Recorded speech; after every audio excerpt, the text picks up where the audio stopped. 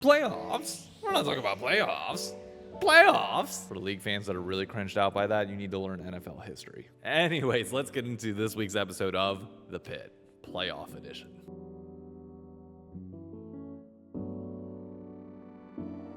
By the time you're seeing this, it's Friday. Series begin tomorrow. I'm not even going to waste your time on last week. I'm just going to quickly summarize. TL smashed NRG into oblivion. 100 Thieves won the single game that mattered for them in Game 1.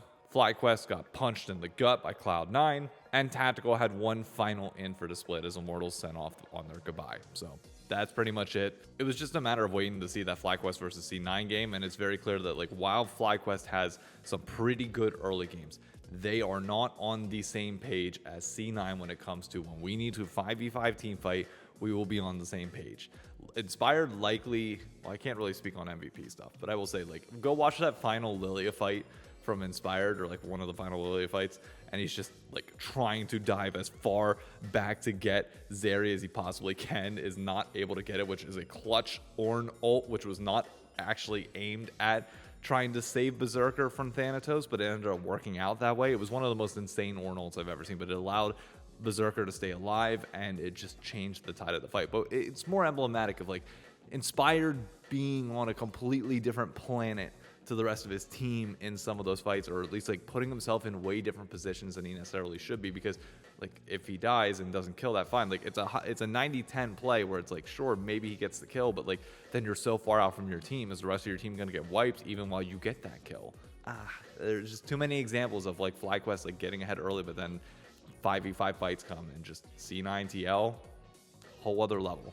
So, moving on to current news, all Pro Ballots, by the time you're seeing this on Friday, will have already been submitted by Wednesday. I got mine in my email on Sunday. I'm recording this on Monday. I will have already cast my ballot and talked it over with a few people just to confirm my list. I can't talk about it here, obviously. I'm not allowed to reveal how I voted, how anything on my side went until the actual things come out. But I will turn this question over to you all. What players outside of the top 3 teams, because obviously there's such a massive gap between TL, C9, FlyQuest, and everybody else. What players outside of those top 3 would you consider putting in All-Pro? Is there anybody that stands out in your mind that should be on the list that might not get it, or might get it? You never know how it's going to vote. But don't forget, players when voting for All-Pro tend to vote based on scrims rather than just purely stage games, whereas media and broadcast, we tend to actually vote based on the games that are played, so there's always a discrepancy in how the votes come in. I'm genuinely curious to see how this kind of pans out and see if there's any surprises that end up happening. Who knows? Speaking of awards, Tomo got Player of the Week for 100 Thieves this week. I can't honestly say that in good faith I would have given it to him, given how games 2 and 3 went of that series. I get if you turn your brain off after that, fine, but game 1 he absolutely carried. I agree, but I did. You want to know who the real person of the week, not even player of the week, was? It was Spawn. Spawn legitimately this weekend secured why he was the most valuable pickup that we've probably had in North America in such a long time, because he went back on the cast with Captain Flowers on the C9 versus FlyQuest matchup, and the dude felt like he never left, if only got better. Now, I didn't ever get to watch all that much Spawn casting back whenever he was doing it full time before he became a coach and came over to America, came to Team Liquid Academy, and then worked his way up to head coach of Team Liquid. But you can tell the coaching difference and the things that he's able to spot out now are different from before, and he's just legitimately one of the best color commentators that I think I've ever seen. It's ridiculous. He is so good. He is so good. In addition to obviously being one of the best coaches that we've already ever had in North America, and he's only a year and a half in, or a year, 2 years in? Yeah, well, technically a year and a half in. This man, Team Liquid, for whatever reason, Core JJ, I would argue, is the most influential support that we've ever had come to the region. Now you have Spawn. I know people are going to sit here and say that I'm TL dick riding. Fine, they're on top of everything. But at the end of the day, Spawn's just an incredible pickup. It's as simple as that. Time will tell on APA, Yawn, and everybody else there, but at least for now, we can solidly say Spawn is one of the best pickups that North America's ever had, beyond just the players. Next up, we've got another in memoriam to have. Now, last week I kind of tore Immortals a new one. Some people on Reddit didn't like that, but for the most part, I think the response was like pretty overwhelmingly good towards like how I worded it. If I worded it a little too harsh at points, fine. But I feel like it's deserved. And I know some people will say that I was bitter from it, but at the end of the day, I think it was deserved after the 5 years that we've seen from them in the LCS. But the one other team knocked out of playoffs this week was Shopify, a team who it is now their first split. And they deserve a few words about them as well, both good and bad. First and foremost, I'll say they are lucky to have Cloud Sicky as a fan of theirs, as a vocal part of the fandom, because if he wasn't there, if he wasn't that one person that like is a vocal supporter of theirs, I'll be honest, I don't think I could name a single other Shopify Rebellion fan. And Cloud gives a lot of weight behind that. And when you like see the viewership numbers that he has on like his Shopify content, it adds more weight and gives like a vocal point of the community where it's like, okay, so there are a few more Shopify fans that you can see like consolidate under him, and it doesn't give like this isolation feeling for that you got with like Immortals, where it's like, okay, do they really have fans at all? And at the time of recording this, I won't have seen the bet payment that Cloud has to give me for losing to 100 Thieves. He has to do the NSYNC bye bye bye dance or Deadpool dance, and I can't wait to see it. But Shopify's first year actually, to a certain extent, worries me, but also to a certain extent doesn't. You only get to make a first impression once.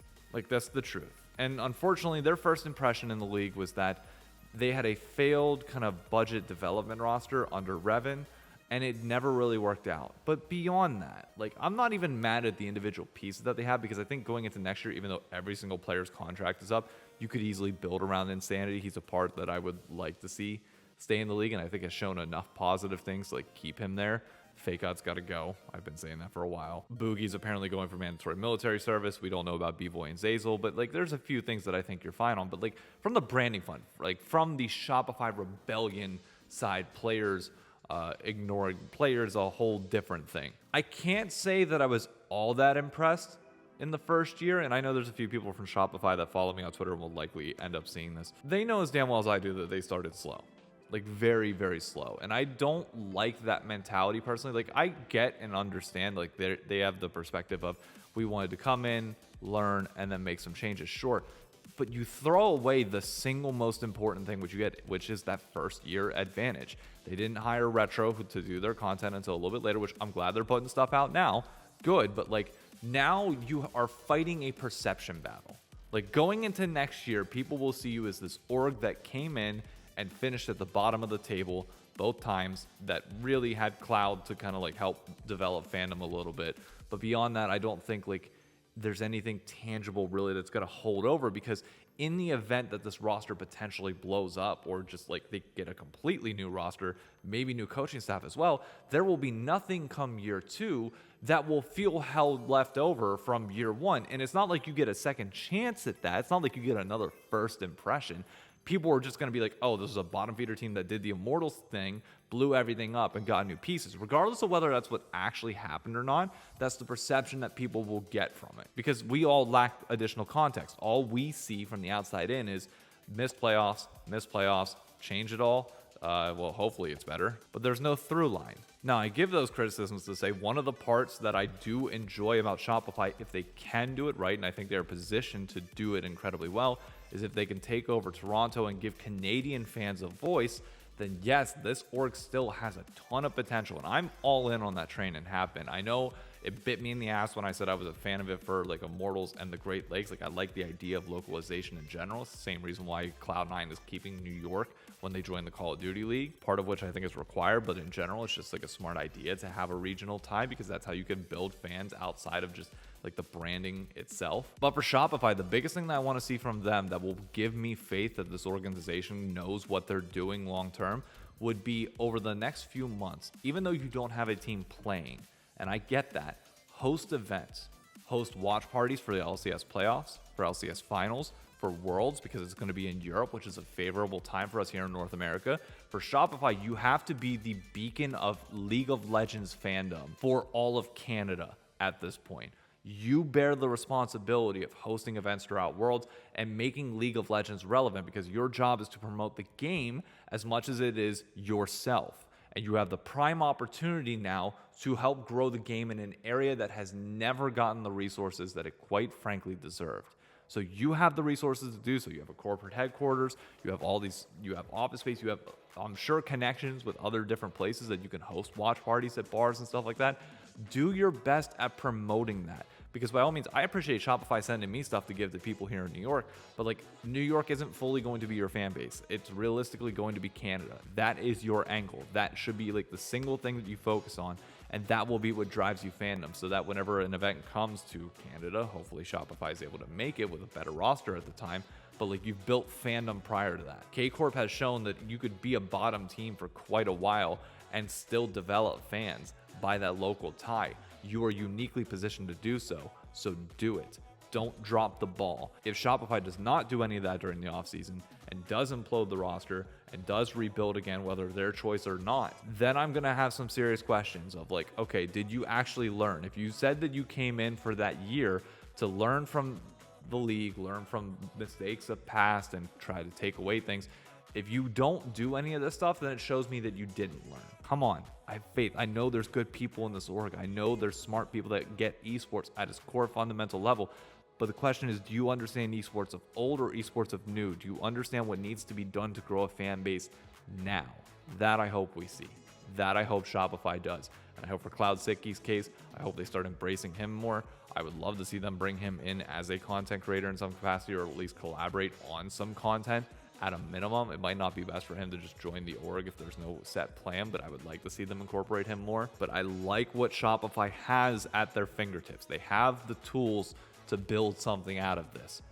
Just actually do it. That's the big thing. Like, you gotta pull through on it. But I'm putting my faith in you. Don't let me down. Please don't let me down. I've had a lot of people ask me, like, if 100 Thieves is not in the LCS next year, what team would I pick? I'm telling you right now, it would not be Shopify, because like I see them as the Canadian org, and they're not me. That's Cloud, his thing, and that's Canadian fans, their thing. But like, it's an org where like I can feel myself having a bit of a rivalry, because there is this kind of like New York versus Toronto. It's not even really history. It's just one, like, Toronto's seen as like the New York City of Canada, and there is that like inherent rivalry there. So we can play into that.